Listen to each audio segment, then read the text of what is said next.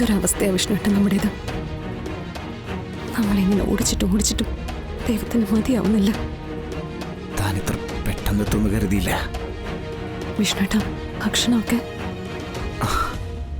അതിന് നന്ദി പറയേണ്ട സുബേർക്കാടാ. കൃത്യസമയത്തല്ല എത്തണ്ട്. ഒരു കുഴപ്പമില്ല.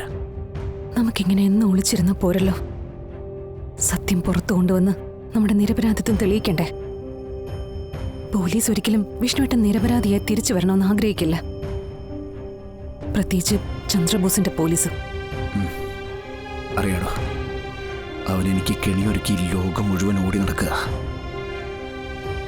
ഇനി പുറത്തു വരാത്ത വിധം അവൻ എന്നെ പൂട്ടുകയും ചെയ്യും. ലോറിയിൽ ആരാ നിങ്ങളറിയാതെ സ്പിരിറ്റ് വെച്ചെന്ന് കണ്ടുപിടിക്കാതെ ഈ കേസിൽ നിന്ന് ഒഴിയാനാവില്ല. പോലീസ് എന്തായാലും കണ്ടുപിടിക്കില്ല. പിന്നെയുള്ള ഏക വഴി നമ്മൾ പോലീസ് ആവുക എന്നുള്ളത് മാത്രമാണ്. താനെന്താ പറഞ്ഞു വരുന്നത്? അന്നേ ദിവസം ഫ്രൂട്ട്സും കയറ്റി നിങ്ങൾ എവിടെ നിന്നാണോ യാത്ര തിരിച്ചത്, അവിടെ നിന്നും ഒരു പുതിയ യാത്ര നമുക്ക് ആരംഭിക്കണം. ഫ്രൂട്ട്സ് വെച്ച ലോറി വേണ്ട, പകരം മറ്റൊരു വാഹനത്തിൽ നമ്മൾ അവിടുന്ന് യാത്ര തുടങ്ങണം.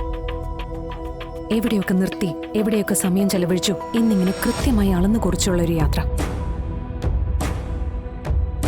എന്റെ മനസ്സ് പറയുന്നു, ആ ഒരു യാത്രയിൽ നമുക്ക് കണ്ടെത്താനാവും സ്പിരിറ്റ് വണ്ടിയിൽ കയറിയ വഴി. എങ്കിൽ പിന്നെ കമലം കൂടി ഇറങ്ങണം. എവിടെയൊക്കെ നിർത്തിയെന്നും ആരോടൊക്കെ സംസാരിച്ചെന്നും കൃത്യമായിട്ട് അറിയുന്ന അവന് മാത്രമാണ്. കമലിനെ ഇറക്കാനുള്ള വഴി കണ്ടിട്ടുണ്ട്. മിക്കവാറും ഇന്ന് തന്നെ ഇറങ്ങും. നമ്മൾ 3 പേരും കൂടി ഒരിക്കൽ കൂടി ആ റൂട്ടിലൂടെ ഒന്ന് സഞ്ചരിക്കണം. സംശയം തോന്നുന്ന സ്ഥലങ്ങളിലെല്ലാം നിർത്താം.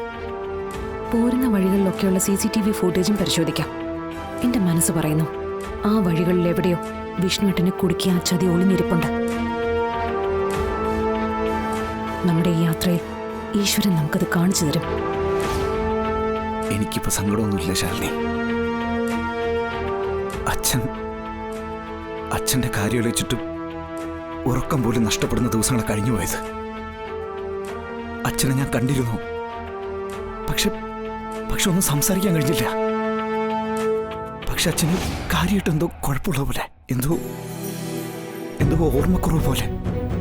ഒന്ന് ആശ്വസിപ്പിക്കാനോ സ്വന്തം മകനെന്ന രീതിയിൽ അച്ഛന്റെ കാര്യങ്ങൾ നോക്കാനോ ഒന്നും എനിക്ക് പറ്റുന്നില്ല. ആ ഒരു സങ്കടം വലിയ ഒരു മുറിവായിട്ട് എന്നെ മനസ്സിൽ കിടക്കുക. എടോ, അച്ഛനൊന്ന് പുറത്തുണ്ടായിരുന്നോണ്ടാ പപ്പി മോളെ രക്ഷിക്കാൻ പറ്റിയത്. പക്ഷെ അച്ഛൻ എങ്ങനെയാ രാത്രി ഇവിടെ എത്തിയെന്നുള്ള ചോദ്യത്തിന് അച്ഛനിൽ മറുപടി ഉണ്ടായിരുന്നില്ല. അതെനിക്ക് വല്ലാത്തൊരു ടെൻഷൻ പോലെ. എനിക്കാണെങ്കിൽ ഇത് ചോദിച്ച് മനസ്സിലാക്കാനും പറ്റിയില്ല. വിഷ്ണുവേട്ടാ, അതിനെല്ലാം നമുക്ക് വഴിയുണ്ടാക്കാം. അതിനാദ്യം വേണ്ടത് വിഷ്ണുവേട്ടന്റെ തിരിച്ചുവരവ് തന്നെയാ.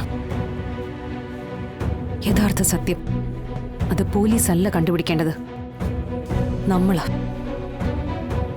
നമ്മൾ നിരപരാധിയാണെന്ന് നമ്മൾ തന്നെ തെളിയിക്കേണ്ടിയിരിക്കുന്നു.